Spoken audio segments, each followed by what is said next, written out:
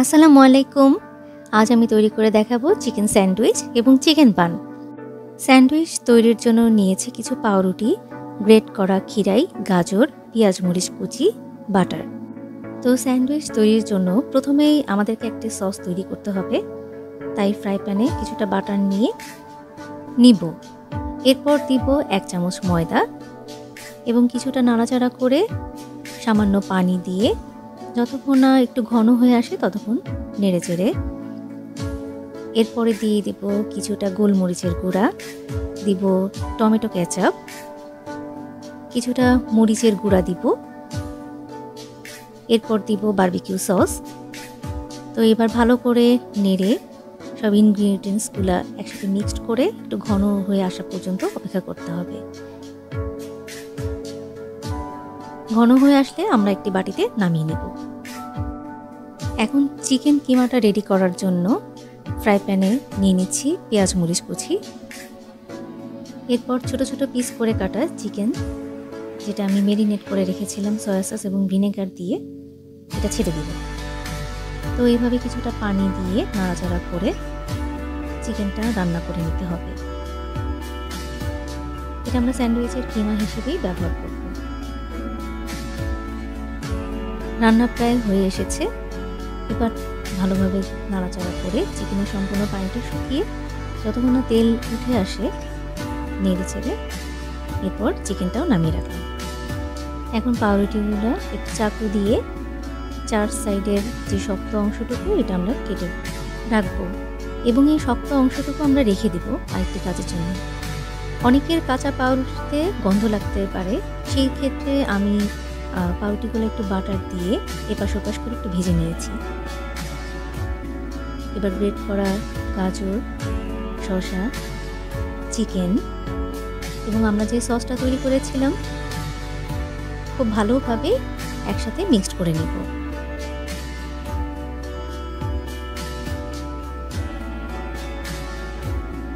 এখন পাউরুটি পিস করে একটি কাঁটা চামচ দিয়ে এই কিমাটা সুন্দরভাবে ফুল কাভারেজ করে বসাবো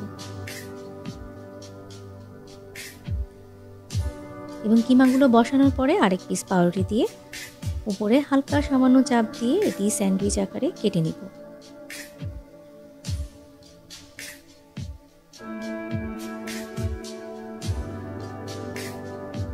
এভাবে অন্য পাউরুটিগুলোও আমরা রেডি করে কেটে নিব। তো হয়ে গেল আমার চিকেন স্যান্ডউইচ।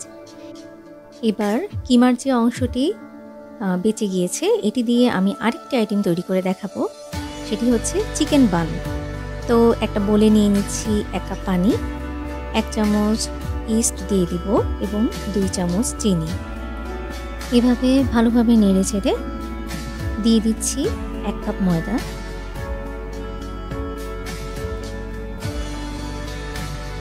চামচ দিয়ে সুন্দরভাবে মিক্সড করে নিব। একটি পারফেক্ট ডো তৈরি করতে মিক্সিং করাটা খুবই জরুরি একটা বিষয়, কারণ ডোটা যদি পারফেক্ট না হয় সেক্ষেত্রে কিন্তু বানটা খেতে মজা লাগবে না, সফট হবে না এবং ভিতরে শক্ত থাকবে। তো ডোটা রেডি করার সময় সামান্য কিছুটা পানি অ্যাড করে নিব এবং এরপর 2 টেবিল চামচ সয়াবিন তেল অথবা অলিভ অয়েল নিয়ে নেব এবং হাত দিয়ে সুন্দরভাবে ডোটি রেডি করে নেব।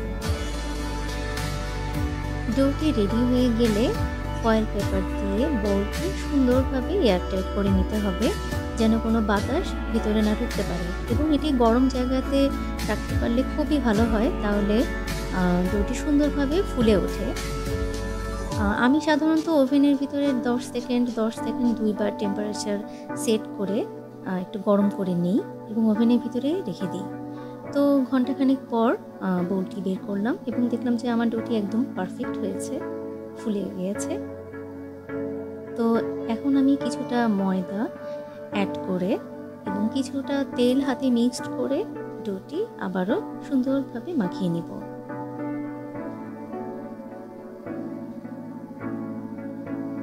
এভাবে একটু আঠালো আঠালো যদি থাকে সেক্ষেত্রে ডোটা একদম পারফেক্ট হয় এবং বানটা খুবই সফট হয় এবং খেতেও অনেক ইয়াম্মি লাগে। পরিমাণ মতো সামান্য কিছু করে আমি ময়দা অ্যাড করি, যেন খুব বেশি না হয়ে যায়। এবং ডোটি খুব বেশি শক্ত হয়ে গেলে কিন্তু বানটি খেতেও ভালো লাগবে না এবং বানটি শক্ত হয়ে যাবে।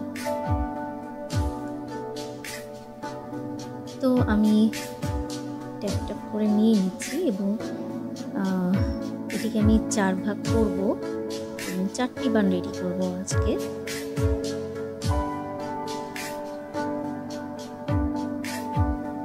এটি চাকু দিয়ে সমান ভাগে 4টা ভাগ করে নেব।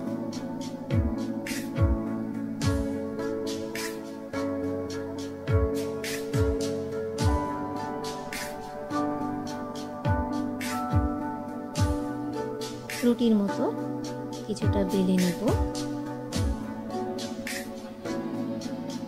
এবং এর জন্য খুব বেশি ময়দা অ্যাড করা যাবে না, সামান্য কিছু করে ছিটিয়ে দিয়ে সামান্য কিছুটা ময়দা ছিটিয়ে দিয়ে আমরা রুটি বেলে নেব।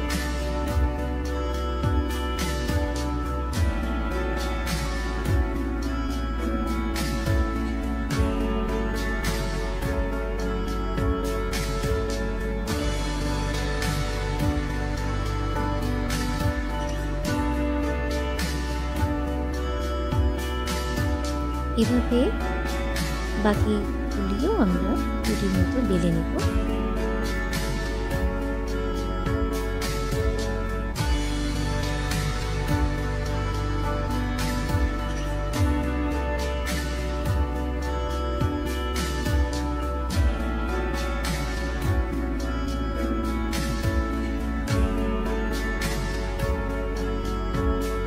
এখন আমরা একটু করে পান রেডি করব।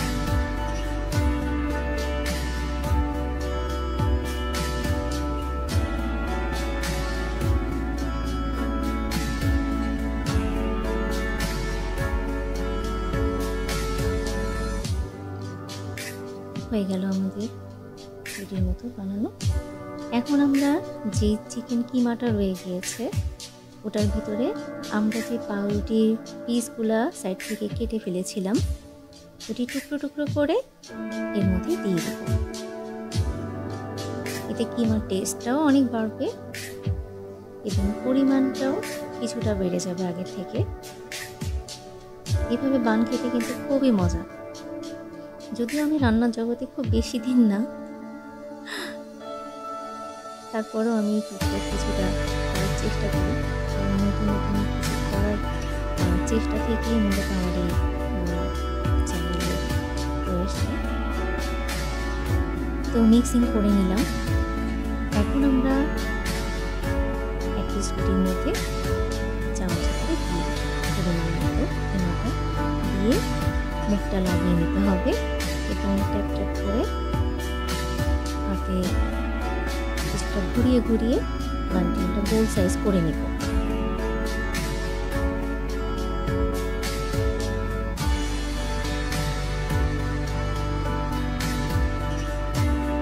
এভাবে অন্যান্য রুটিগুলোও আমরা রেডি করে নেব।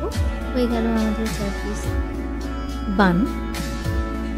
একটি ওভেন প্রুফ বলে কাগজ বিছিয়ে নেব এবং বানগুলি একটু জায়গা ফাঁকা করে গ্যাপ রেখে বাটির মধ্যে বসিয়ে দিব এবং উপরে আপনারা অয়েল ব্রাশ করে দিতে পারেন অথবা ডিম ব্রাশ করে দিতে পারেন যেন সুন্দর একটা কালার আসে। এর উপরে আমি ছিটিয়ে দিলাম সামান্য কিছু তিল। তিলের কারণে ডেকোরেশনটা আরও চমৎকার দেখা যায় এবং বানগুলি দেখতেও ভালো লাগে। এরপর আমি ফয়েল পেপার দিয়ে বক্সটি আবারও এয়ারটাইট করে নিব এবং বক্সটি একটু গরম জায়গায় আমি রেখে দিব। তো 20 মিনিট পর আমি ফয়েল পেপারগুলো সরিয়ে দেখলাম যে বান বেশ খানিকটা ফুলে উঠেছে। তো এখন ওভেনে 150 ডিগ্রি সেলসিয়াস এবং 15 মিনিট টাইম নিয়ে বেক করে নেব। বানটি ঢোকানোর আগে আমি 10 মিনিটের জন্য ওভেনটি প্রিহিট করে নিয়েছিলাম। তো 15 মিনিট পর বানগুলো বের করে দেখি একদম পারফেক্ট, খুবই সফট, দেখতেও অনেক সুন্দর হয়েছে মাশাআল্লাহ। একটা ভেঙে দেখব যে ভিতরে কি অবস্থা। তো এক পিস বান নিয়ে আমি ভেঙে আপনাদেরকে দেখাচ্ছি। দেখুন বান কতটা সফট হয়েছে এবং দেখতেও কতটা সুন্দর লাগছে। তো আজ এই পর্যন্তই, সবাই ভালো থাকবেন। আল্লাহ হাফেজ।